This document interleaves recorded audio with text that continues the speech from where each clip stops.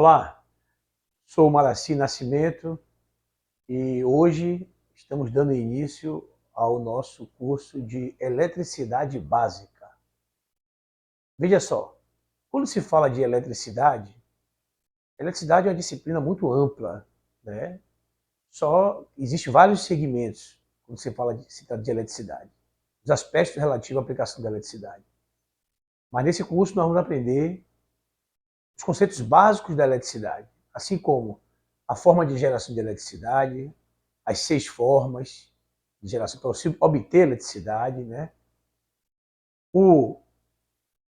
As grandezas elétricas, que é importante, logo após as formas, é importante aprendermos o que são essas grandezas elétricas, a sua aplicação, os instrumentos de medida, os seus múltiplos e submúltiplos, no caso, que é importante, que existe uma aplicação prática.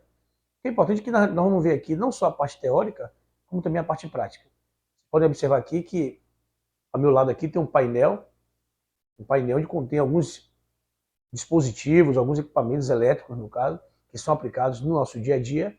Eu vou exemplificar isso para vocês. Tá? E como eu falei, nós vamos ver a parte de grandeza elétrica, múltiplos e múltiplos, instrumento de medidas. E vamos falar também sobre circuito elétrico, que é importantíssimo também, na sequência.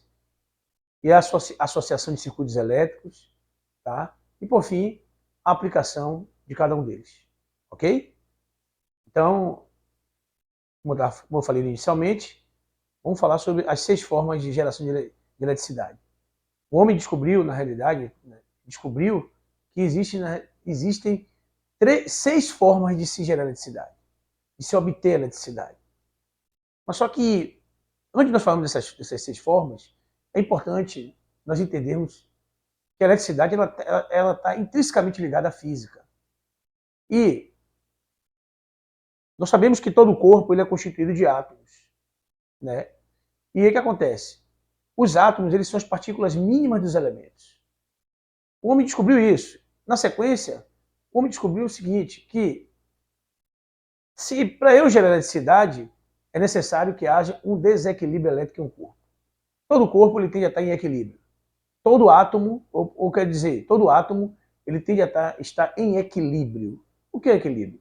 Nós sabemos que os átomos eles são as partículas mínimas dos elementos. Os átomos eles são compostos de partículas internamente. As partículas básicas são o quê? Os prótons, os elétrons e os nêutrons. Existem outras partículas, mas basicamente, para o nosso estudo aqui, é bom de focar nessas 3 partículas, prótons, elétrons e nêutrons.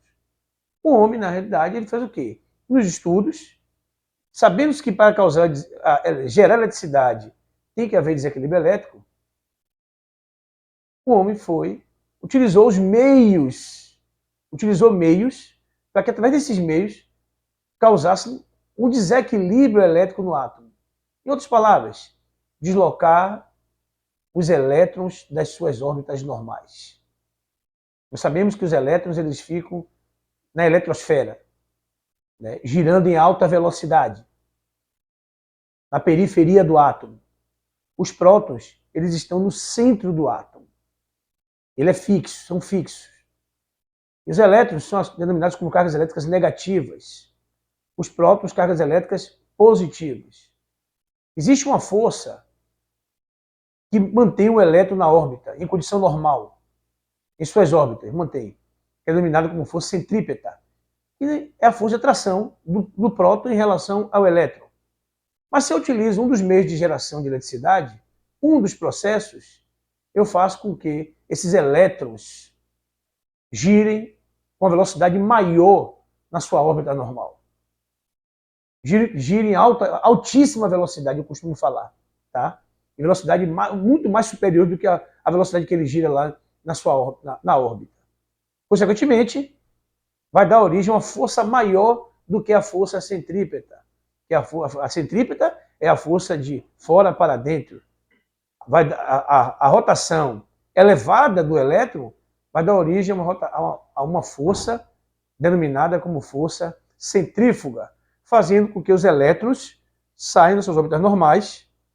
E, naturalmente, se o elétron sair de um átomo, um determinado átomo, ele vai para outro átomo que está do lado. São milhões de átomos em um corpo. Consequentemente, Um átomo ficará carregado positivamente, com falta de elétrons, e o outro átomo ficará carregado negativamente, com excesso de elétrons. Mas como é que eu consigo fazer isso? Como é que eu consigo obter a eletricidade, fazendo com que isso aconteça? É o que nós vamos ver a partir de agora. Vamos ver o seguinte, os 6 processos de geração de eletricidade. Eu vou falar para vocês de uma forma bem simples, bem sucinta, mas é importante que vocês consultem o material didático que está aqui para vocês, ok?